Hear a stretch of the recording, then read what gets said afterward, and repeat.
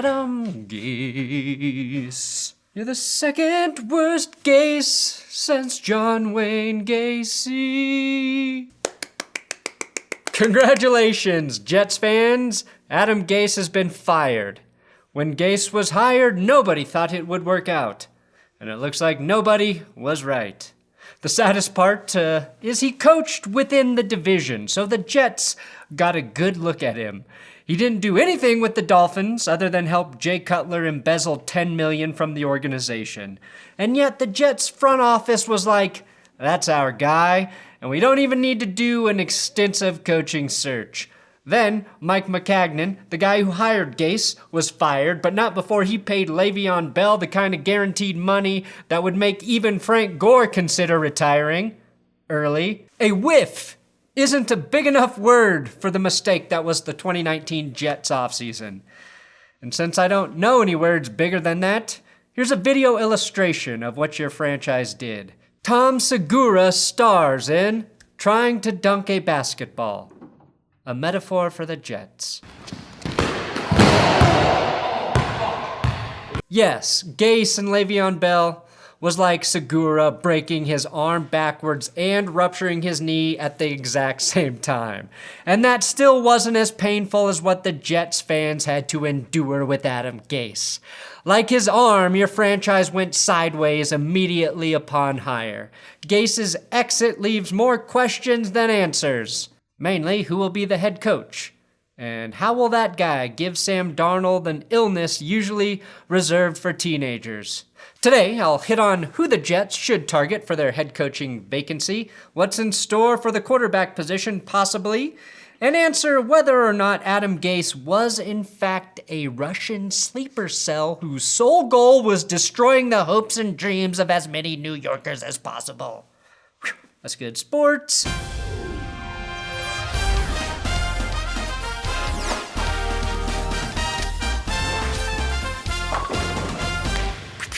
For bizarre NFL news updates, subscribe to this YouTube channel. Today's episode is sponsored by manscaped.com/goodsports, and they're accelerating their body grooming dominance with the Performance Package, which now includes the Weed Whacker to clean the shrubbery protruding from your nostrils and even your ears. The Weed Whacker is the only nose hair trimmer on the market with a cordless, rechargeable lithium-ion battery that lasts for up to 90 minutes of use. I'm no doctor, but if it takes you more than 90 minutes to trim your nose hairs, you might have a serious medical condition. And unlike your pubes, there's no hiding unruly nose hair. And if your nose hairs are too long, how can you smell your pubes? So take 20% off of your nose hairs with the Weed Whacker and 20% off the price of the Performance Package when you use my discount link below, manscaped.com/goodsports, which also includes free shipping. Now I do have a live video of Jets fans reacting to the firing of Adam Gase. And walk tall! We always walk tall! We're Jets, the greatest! You can finally walk tall again, assuming Joe Douglas adds some talent to your embarrassing roster. Yes, Gase was the rotten tooth that made your entire mouth look like a lifelong meth user. And now that he's been pulled, you still need a deep cleaning, some daily flossing, like your in-state neighbors showcase, and a mouth guard at night. Or just a guard, as this metaphor is getting very diluted.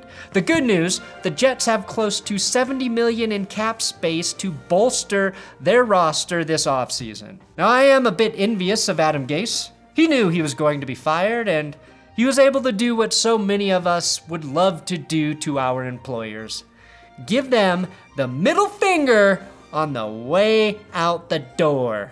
And Gase did this by winning 2 of his final 3 games and taking the Jets out of the driver's seat for the first overall draft pick in the 2021 NFL Draft. Jets fans now have to believe that Joe Douglas will save the franchise, assuming that ownership doesn't get in the way. Now, Joe did some great work during his time with the Eagles and the Ravens, and he did not hire Adam Gase. However, he did bring in Greg Williams, who is actually worse than Gase on the toxic coaching scale. That alone, in my opinion, is a decision so dumb it negates all the good Joe Douglas ever did. like Pete Carroll and Darrell Bevell calling a pass on the goal line with Marshawn Lynch in the backfield.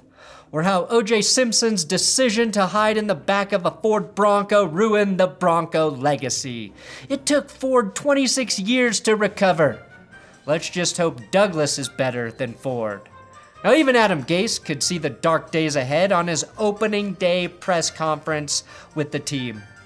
Obviously, we now know that his eyes bugging out were a premonition, and he was looking ahead to the future, seeing such classic Jets moments as Sam Darnold contracting mono, Greg Williams trying to get Brett Rippon murdered, Joe Flacco getting beat by the Raiders on a Hail Mary, and of course the cherry on top, fucking up the first overall draft pick. If Gase is not a psychic, how the hell did he predict we'd all be FaceTiming for 2020? We had a couple late night FaceTime sessions there at the end. Now, my biggest piece of advice for the Jets, do not compare your next head coach to Wayne Gretzky in your opening press conference. He's to paraphrase Wayne Gretzky. Gretzky was a terrible head coach, so don't curse your next hire like that. The current frontrunners for the Jets head coaching job are Chiefs offensive coordinator Eric Bieniemy, Colts defensive coordinator Matt Eberflus, Titans OC Arthur Smith, Ravens DC Wink Martindale, Rams DC Brandon Staley, or from the college ranks Matt Campbell, Jim Harbaugh, and Dan Mullen. Basically, everyone is an option, except for 49ers defensive coordinator Robert Saleh, who was the only guy Ian Rappaport and Tom Pelissero didn't mention in their NFL article on NFL.com. Now, I know, Adam Gase was supposed to be an offensive quarterback whisperer, and that experiment failed. But you know, you could land a dynamic quarterback like Justin Fields. And if that happens, I think the Jets would be best suited to bring in an OC to be their next head coach. As someone who has watched Vic Fangio, a great defensive mind, get more out of the Broncos' defensive backups this season than anyone could have ever hoped for, while the offense continued to bang its head against the wall, I think any team is better served with an offensive-minded head coach running the game. I believe there's more of an advantage if your head coach is thinking of ways your offense can attack and attack and attack, especially when paired with a good offensive coordinator.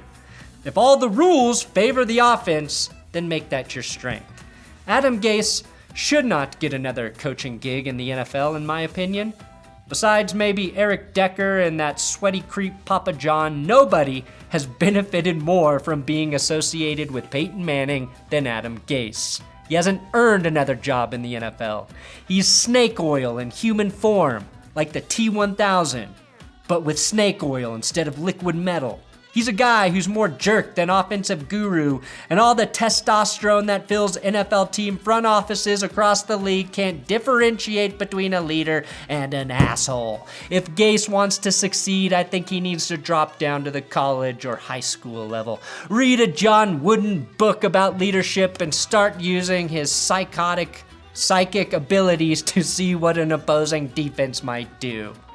That way, maybe he can do better than having the 17th ranked offense for scoring. That was his best in his first year with the Dolphins as head coach. After that, his offenses ranked 28th, 26th, 31st, and 32nd. Now, to be a little bit fair to Adam Gase, he's probably too smart to be a good head coach. The kind of smart that makes you unrelatable. It's why I don't have more subs here on YouTube. He gelled with Peyton Manning because Peyton Manning was great, but also because Manning's giant brain could match Gase's, and Gase was probably still humble as a young OC. Since he never mastered the leadership part of coaching, he leaves New York with a 9-23 record. Now, according to Adam Schefter, the Jets are expected to make a big trade this offseason.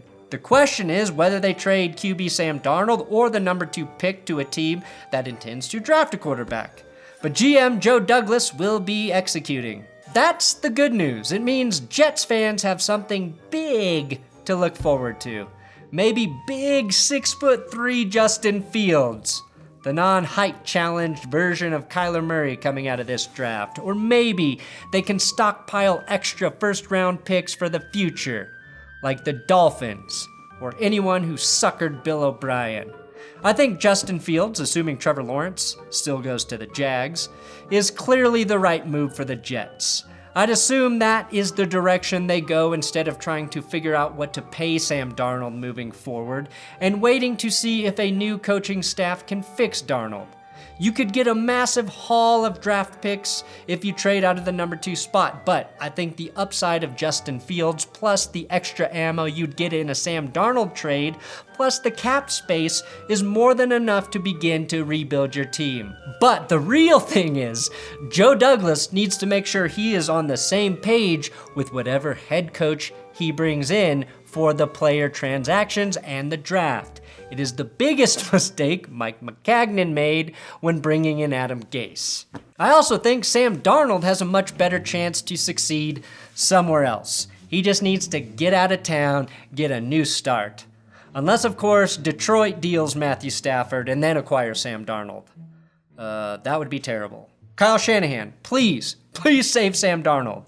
Good luck to Sam, and good luck to Jets fans. If I can see the Patriots finish in last place in the AFC next season instead of you, I will be full of joy.